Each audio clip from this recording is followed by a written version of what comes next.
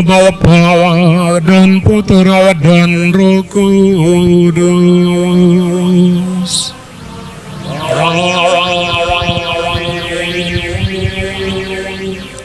Ya Bapa, Engkaulah harapan yang tidak mengecewakan, awal dan akhir dari segala sesuatu. Berkatilah permulaan pesiaran kami dalam salib mulia Putramu pada masa penuh rahmat ini. Balutlah luka hati yang remuk, bukalah rantai yang menjadikan kami budak dari dosa dan tawanan kebencian, dan anugerahkanlah sukacita Roh Kudus kepada umat-Mu, agar kami dapat berjalan dengan pengharapan yang dibaharui menuju tujuan yang kami dambakan, yaitu Kristus Yesus Putra-Mu dan Tuhan kami, sebab Dialah yang hidup dan berkuasa sepanjang segala masa. Amin. Terpujilah salib Kristus, satu-satunya harapan kita. Tuhanlah pengharapan kami tidak akan pernah. Tuhan Allah yang Maha Kuasa, sumber dan asal usul kehidupan, berkatilah Bapa dan Putra dan Roh Kudus, air yang dengannya kami akan diperciki. Kami percaya bahwa kami akan menerima pengampunan dosa, perlindungan dari segala kelemahan dan dari tipu daya si jahat, serta rahmat perlindungan-Mu. Tuhan, dalam kerahiman-Mu anugerahkanlah kami sumber air hidup yang memancar untuk kehidupan kekal, sehingga terbebas dari segala mara bahaya, baik jiwa maupun raga. Kami dapat datang kepadamu dengan hati yang suci, dengan pengantaran Kristus Tuhan kami. Amin.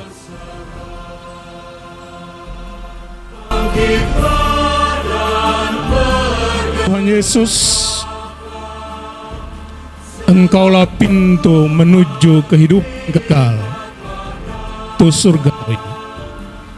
Pintu suci ini akan kami buka.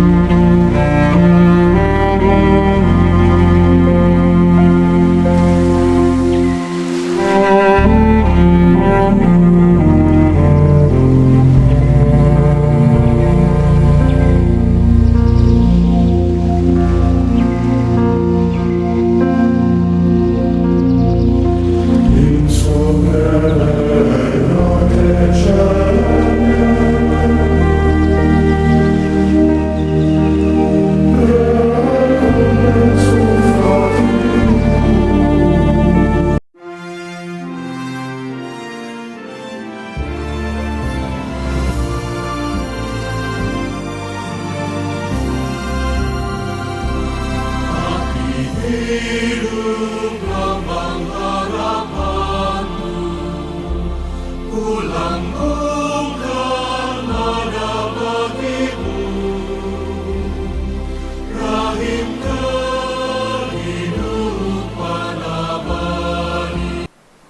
Sion, pembawa kabar baik, naiklah ke atas gunung yang tinggi. Hai Yerusalem, pembawa kabar baik, nyaringkanlah suaramu kuat-kuat, nyaringkanlah suaramu, jangan takut.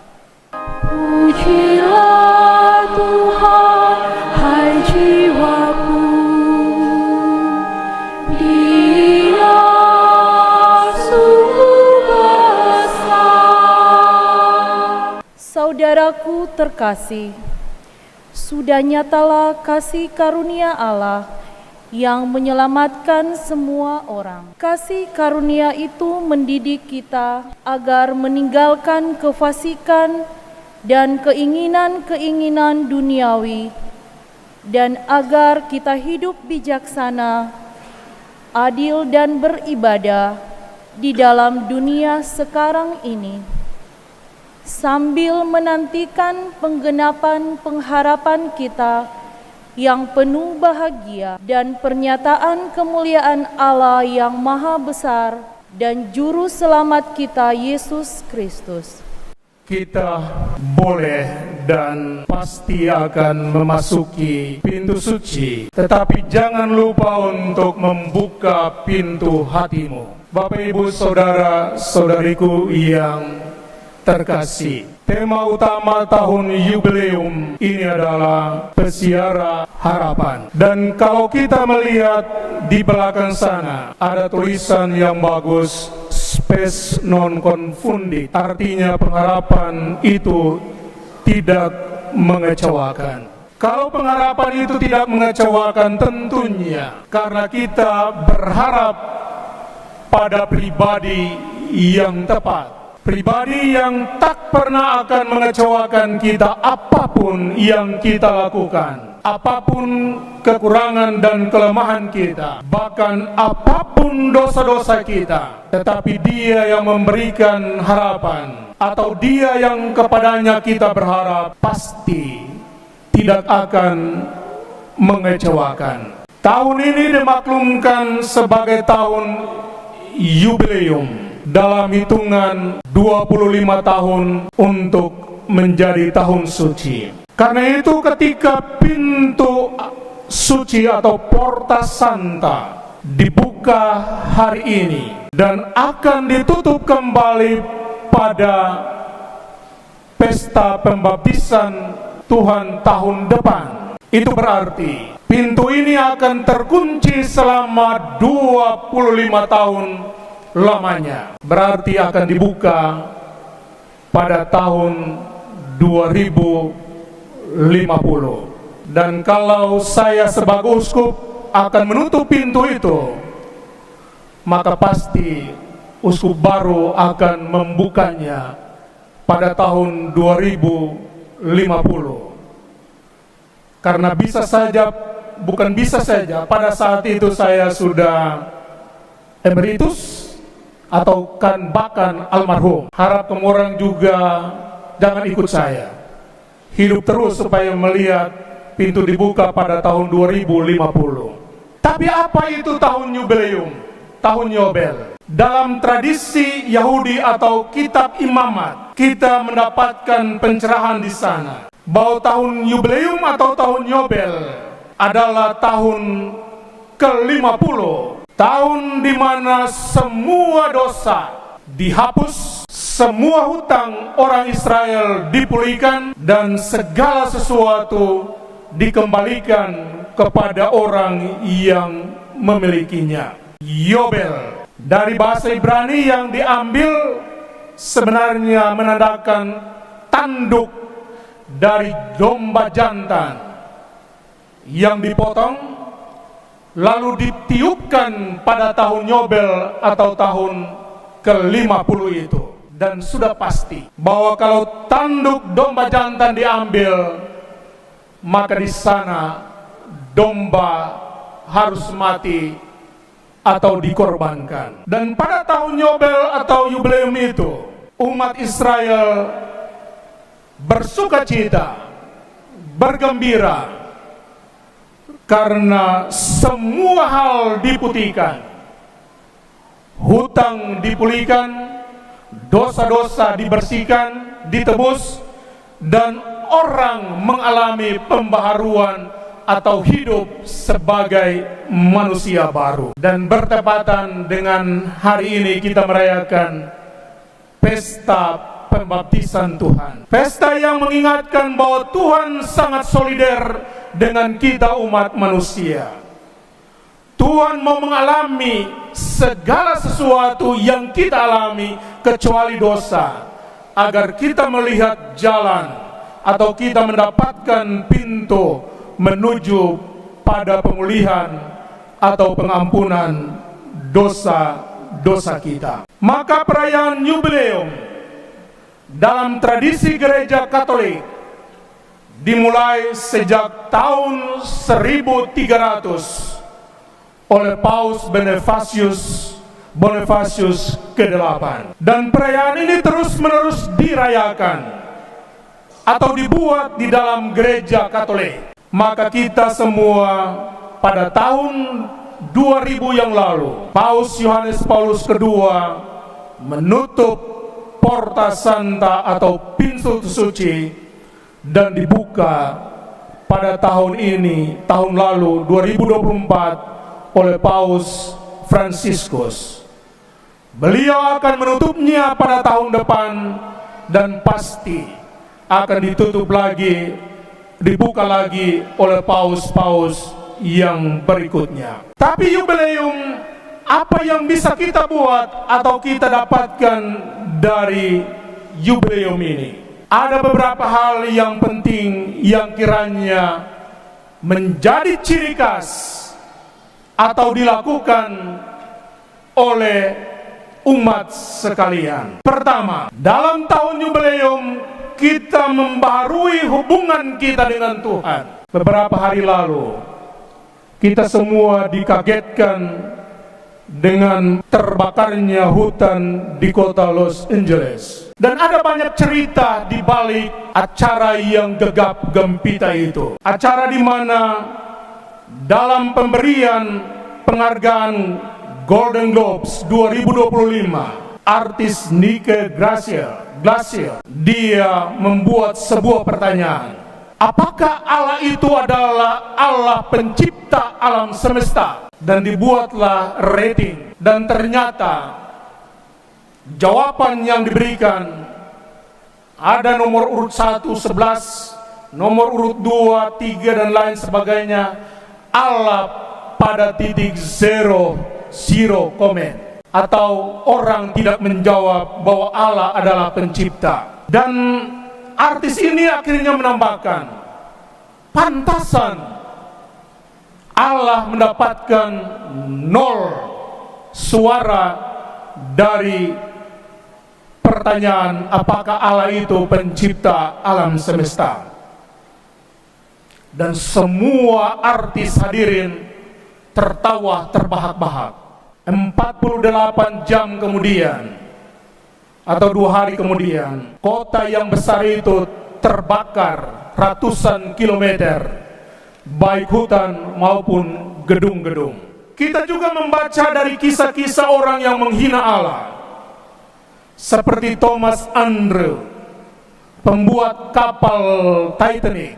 Kapal ini dibuat dengan bahan yang berkualitas. Dan dia berkata setelah kapal itu diluncurkan, kapal ini tidak akan tenggelam bahkan sekalipun oleh Tuhan. Tetapi apa yang terjadi? Kapal itu karam dan tenggelam. Cazuza, seorang pemusik Brasil, dalam sebuah konser, dia mengisap cerutu. Dia menggempulkan asapnya dan mengatakan, asap ini untuk Tuhan. Dan beberapa tahun kemudian dia sakit paru-paru dan mati. Marilyn Monroe, seorang artis Amerika yang terkenal, pernah didatangi oleh seorang pendeta namanya Billy Graham, dan dia menyampaikan, "Saya ingin menyampaikan pesan Tuhan untukmu." Dan apa kata Marilyn Monroe? "Saya tidak membutuhkan Yesusmu." Dan beberapa waktu kemudian dia pun meninggal. John Lennon, seorang musisi terkenal, dalam ketenarannya dia mengatakan, "Nanti kita melihat siapakah yang akan hilang dari dunia. Apakah Yesus dan ajarannya atau The Beatles, grup musik yang terkenal itu." Tapi apa yang terjadi? Dia akhirnya ditembak mati oleh fansnya pada tahun 1980. Campinas, seorang gadis, ketika dia keluar dengan teman-temannya, ibunya memberikan berkatnya, "Pergilah, Tuhan memberkatimu." Dan dia menjawab mamanya, "Mama, mobil kami sudah penuh. Tuhan tidak punya tempat di dalam mobil. Tapi kalau boleh memaksa, maka dia boleh tinggal di dalam bagasi." Dan apa yang terjadi? Berapa jam kemudian, mobil itu terbakar, dan tempat yang aman atau tidak terbakar hanyalah bagasi mobil itu. Bapak, Ibu, saudara-saudariku yang terkasih, di tahun jubileum ini kita tidak mewartakan ketakutan, kecemasan, tetapi yang diwartakan adalah harapan bahwa di balik dosa-dosa manusia, di balik kesombongan manusia, masih ada sosok yang pantas kita berharap kepadanya, yakni Tuhan sendiri. Karena itu di tahun jubileum ini, pantaslah kita menaruh pengharapan kita di tengah penderitaan, di tengah kesulitan, di tengah segala sesuatu yang kita alami sebagai kemalangan. Maka ingatlah bahwa Tuhan berdiri tegar di sana sebagai pantas yang pantas untuk diharapkan segala berkat dan rahmat.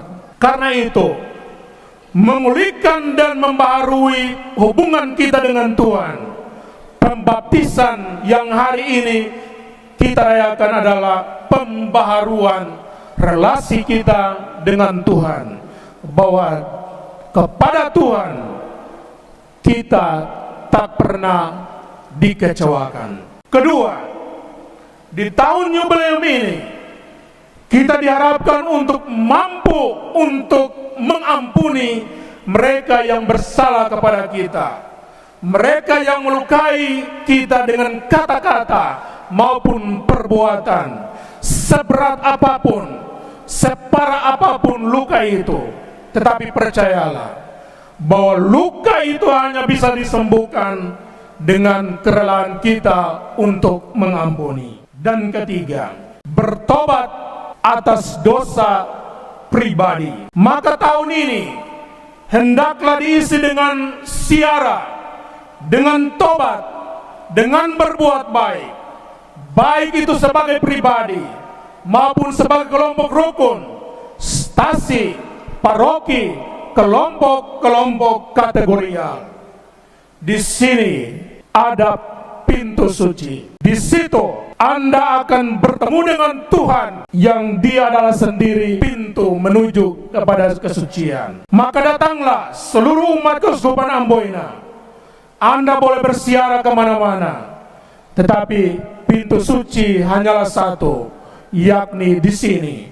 Datanglah, rasakanlah bahwa Tuhan tinggal di tengah-tengah kita.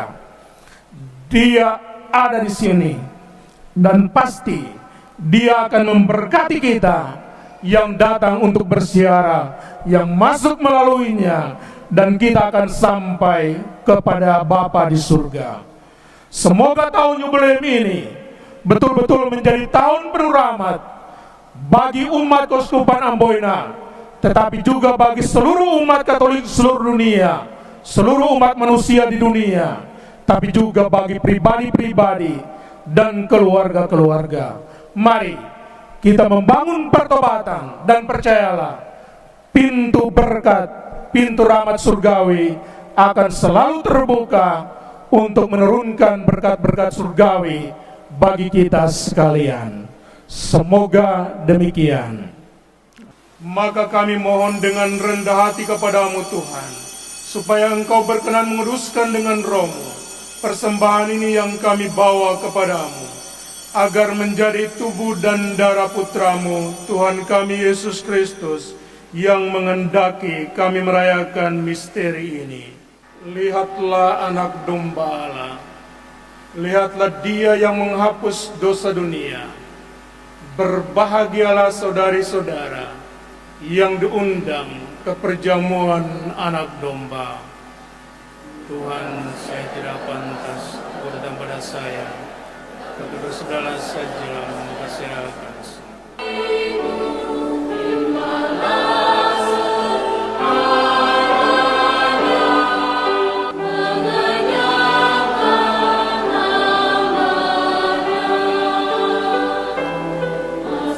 Saudara-saudaraku yang terkasih, Anda sekalian dipilih mengambil bagian dalam tugas pelayanan Gereja Keuskupan Amboina sebagai panitia Jubileum Ordinari dan Jubileum Keuskupan Amboina atau hari ulang tahun Keuskupan Amboina yang ke-125.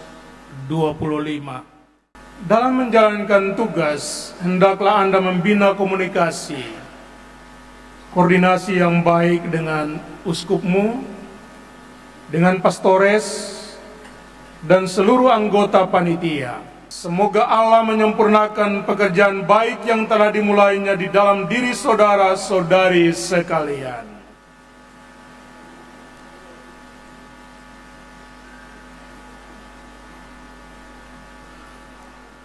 Tuhan bersamamu.